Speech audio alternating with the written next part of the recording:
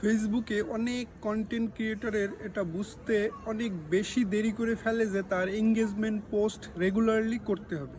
Engagement post কি অনেকেই বোঝে না, বা এঙ্গেজমেন্ট পোস্টের মাধ্যমে কি হবে সেটাও বোঝে না। তারা মনে করে যে র্যান্ডমলি যে কোনো একটা ভিডিও আপলোড করলেই হয়তো বা হয়ে যাচ্ছে। ব্যাপারটা তা নয়। আপনাকে ভিডিও পোস্টিং করার আগে, অর্থাৎ আপনি যে অডিয়েন্সের জন্য যেই কন্টেন্টটা তৈরি করতেছেন সেটা তৈরি করার আগে অবশ্যই ভাবতে হবে যে এই ভিডিওটা বা এই কন্টেন্টটা আমার অডিয়েন্স কতটুকু পছন্দ করবে, বা ভিডিওটা কি প্রথম থেকে শেষ পর্যন্ত দেখবে, বা যে কোনো একটা ছবি বা যে কোনো একটা লেখা আপনি আপলোড করলেন সেটা কি অডিয়েন্স রিয়াকশন দেবে। এইটা ভেবেই কিন্তু আপনাকে কন্টেন্টগুলো আপলোড করতে হবে। আর কন্টেন্টগুলো আরও বেশি ইন্টারেস্টিং করতে হবে নিজের ক্রিয়েটিভিটি দিয়ে। আপনি যদি নিজের মধ্যে কোনো ক্রিয়েটিভিটি না থাকে, আপনি বড় বড় সেলিব্রিটি যারা আছে বা যারা বড় বড় কন্টেন্ট ক্রিয়েটর যারা ফেমাস এখন, তাদের কন্টেন্ট ক্রিয়েশনটা দেখে সেইভাবে কিন্তু আপনি প্রাথমিক স্টেজে তৈরি করতে পারেন, বা নিজের যেই ক্রিয়েটিভিটি আছে তার মধ্যে মিক্সিং করে একটা নতুনভাবে একটা কন্টেন্ট আপনি তৈরি করতে পারেন। এতে কি হবে আপনার যে অডিয়েন্সগুলো আছে, আপনি যে অডিয়েন্সের সাথে দীর্ঘদিন ধরে লেগে আছেন, তারা কিন্তু সেই কন্টেন্টগুলো দেখবে।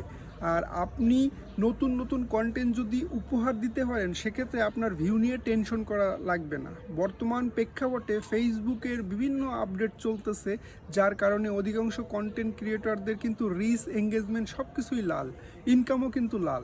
সো আমরা যারা নতুন ইউজার বা একেবারে অল্প সংখ্যক যাদের ফলোয়ার আছে, তারাও কিন্তু হতাশ। কেন? কারণ আমাদের প্রচুর পরিমাণ ভিউয়ের দরকার, কিন্তু ভিউ হচ্ছে না। তাহলে কি আমরা কি ভিডিও আপলোড করা বন্ধ করব? Definitely not. আমাদের কাজ হচ্ছে কন্টিনিউয়াসলি ভিডিও আপলোড করা, আর অডিয়েন্সের জন্য নতুন নতুন কিছু আইডিয়া নিয়ে এসে এখানে অডিয়েন্সের সামনে কিছু কন্টেন্ট উপস্থাপন করা, যেন অডিয়েন্সের রিয়াকশন ভালো থাকে, আমার সাথে এঙ্গেজ থাকে, আমার ভিডিওগুলো সম্পূর্ণ দেখে, প্রথম থেকে শেষ পর্যন্ত দেখে। এই ধরনের কন্টেন্ট আমাকে তৈরি করতে হবে। অনেক কন্টেন্ট ক্রিয়েটর মনে করতেছে তারা কন্টেন্ট মনিটাইজেশন পেয়ে গেছে, এখন হয়তো বা প্রচুর ইনকাম করবে, যার কারণে তারা অন্যের ভিডিও দেখতেছে না, নিজের ভিডিও আপলোড ঠিকই করে যাচ্ছে। তারা মনে করতেছে যে অন্যের ভিডিও আমি দেখবো না, আমি অন্যের ভিডিও জাস্ট একটা র্যান্ডমলি কমেন্টস করে চলে আসবো, আর আমার ভিডিও সকলেই দেখবে, আর আমি প্রচুর পরিমাণ ইনকাম করবো। এটা কি সম্ভব? সম্ভব নয়। কারণ ফেসবুকের অ্যালগরিদম আপনাকে ডিটেক্ট করবে। আপনি যদি অন্যের ভিডিও সম্পূর্ণ না দেখে আপনি কমেন্টস করেন, সেক্ষেত্রে আপনাকে অ্যাজ এ স্পামার হিসাবে কাউন্ট করবে, আর স্পামারদের রিস্ক সবসময় ডাউন করা শুরু হবে। প্লাস আপনার যে কন্টেন্টগুলো আপনি আপলোড করবেন সেগুলো সকলের সামনে পৌঁছাবে না। তাহলে কি এখানে সকলেই মিলে ঝুলে কাজ করতে হবে। আপনি আমার ভিডিও দেখবেন, আপনার ভিডিও আমি দেখব, আপনি আমার পোস্টে কমেন্টস করবেন, আপনার পোস্টে আমি কমেন্টস করব। ব্যাপারটা তা নয়। ব্যাপারটা হচ্ছে কি আপনাকে আগে নিঃস্বার্থ ভালোবাসা দিতে হবে। আপনার কোনো মাথায় আনা লাগবে না যে এ ছোটো ইউজার বা এ বড় ইউজার। আপনার সামনে যত ধরনেরই পোস্ট আসুক না কেন, সেটা যদি ভালো মানের হয়, সেক্ষেত্রে আপনি অবশ্যই সেখানে কমেন্টস রেখে যাবেন এবং সম্পূর্ণ দেখবেন। এটাই আপনার দায়িত্ব। বাকি দায়িত্ব সকলেই পালন করবে।